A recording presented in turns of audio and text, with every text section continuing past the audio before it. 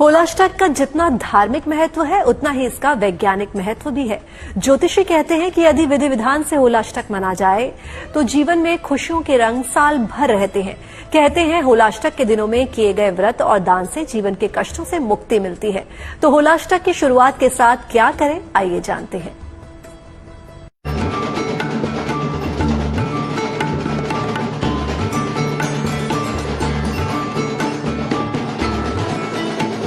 रंगों के त्योहार मनाने से पहले के 8 दिन हैं होलाष्टक।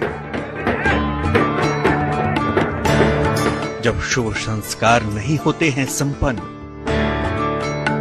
तो ये 8 दिन का समय ऐसा होता है जब कोई भी मांगलिक कार्य करना अशुभ माना जाता है।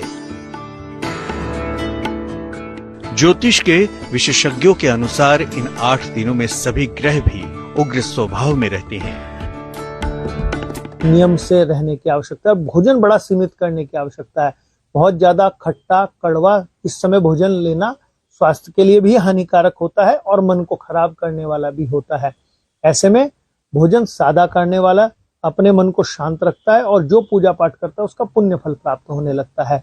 और जिस दिन जलाने वाली होली होती है उस दिन जलाने वाली होली में गोबर के पात्र कुछ भी बनाकर गोबर की उपले आदि उसमें शुद्ध घी और शुद्ध घी के साथ में उसमें यदि लौंग और इलायची आप साथ में कपूर के साथ में होलिका दहन में प्रयोग करते हैं तो आपको आपके मन की मनोकामना पूर्ण करने में बड़ा सहयोगी रूप रहता है। रीति रही है कि होली के बाद से शुभ संस्कारों का आरंभ हो जाता है, लेकिन ज्योतिष के जानकार बताते हैं कि 14 मार्च से मलमास भी शुरू हो रहा है और इस अवधि में भी शुभ कार्यों की मनाही की गई है और मलमास की अवधि 13 अप्रैल को समाप्त होगी। चलिए अब आपको बताते हैं कि शुभ संस्कारों में क्या नहीं करना चाहिए। इस अवधि में भी विवाह, मुंडन, नामकरण और गृह प्रवेश समेत समस्त शुभ संस्कार नहीं किए जाते हैं। होलाष्टक के समय नए घर के निर्माण का आरंभ नहीं करना चाहिए। होलाष्टक के समय सोना, चांदी, संपत्ति और वाहन नहीं खरीदना चाहिए। होलाष्टक के समय नया कारोबार नहीं शुरू करना चाहिए। कहा गया है कि जितना भी तप, जप, मंत्र इत्यादि करते हैं उससे हमारे भगवान भी उतने प्रबल होते हैं, उतनी उनको भी शक्ति प्राप्त होती है। तो इस होलाष्टक के महीने में तप, जप, ध्यान इत्यादि निश्चित ही करना चाहिए। इससे जो है मानव का कल्याण होता है और उसे सुख, स्वास्थ्य, समृद्धि की प्राप्ति होती है।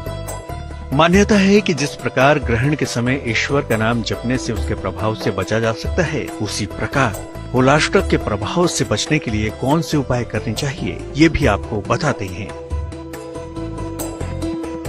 होलाष्टक के समय हनुमान चालीसा का पाठ करें, विष्णु सहस्त्र नाम और महामृत्युंजय मंत्र का जाप करें। इससे घर में शांति और सकारात्मक ऊर्जा आती है। गरीबों को अन्न, वस्त्र और धन का दान करें। ऐसा करने से जीवन में समृद्धि आती है। इस समय पितरों का तर्पण कर सकते हैं। ऐसा करने से पितरों का आशीर्वाद मिलता है। ग्रह शांति के लिए पूजा करवा सकते हैं। इससे पीड़ा देने वाले ग्रहों से शांति मिलती है। होलाष्टकों के विषय में यदि आप तांत्रिक विधि से जानते हो तो उस विधि से पूजन करें, पाठ करें, अन्यथा थोड़ा नियम से रहें। भगवत भजन अवश्य करें, जैसे महामृत्युंजय का पाठ करना, जैसे भगवान शिव के पंचाक्षर मंत्रों का पाठ करना और नारायण के मंत्र प्राप्त करने से आपको होलाष्टकों का होने वाला दुष्प्रभाव समाप्त हो जाएगा। तो अब ये जानना जरूरी है कि होलाष्टक के दिन क्या किया जाता है, यानी होलाष्टक की शुरुआत के साथ क्या करते हैं। होलाष्टक के दिनों में ही संवत और होलिका के प्रतीक लकड़ी या डंडे को गाड़ा जाता है। इस समय में अलग अलग दिन अलग अलग चीजों से होली खेलते हैं। पूरे समय में शिव जी या कृष्ण जी की उपासना की जाती है। होलाष्टक की जिस दिन से शुरुआत हो उस दिन से ही प्रभु श्री हरि का जो है भजन कीर्तन करें। प्रतिदिन जो है भगवान के चरणों में रंग और गुलाल अर्पित करें, पुष्प की माला अर्पित करें, प्रभु को प्रतिदिन जो है भोग लगाएं और जप तप साधना करते हुए इन 8 दिनों को व्यतीत करना चाहिए। शास्त्रों के अनुसार होलाष्टक के दिनों में किए गए व्रत और किए गए दान से जीवन के कष्टों से मुक्ति मिलती है और ईश्वर का आशीर्वाद मिलता है। होलाष्टक के दौरान श्री हरि की पूजा अर्चना करने से विशेष लाभ मिल सकते हैं। पूजा के दौरान भगवान विष्णु के मंत्रों का जाप भी जरूर करें। घर में पीली सरसों, हल्दी गांठ, गुड़ और कनेर के फूल से हवन करना चाहिए। शिव सूक्त का पाठ भी कर सकते हैं। धन की समस्या दूर होगी।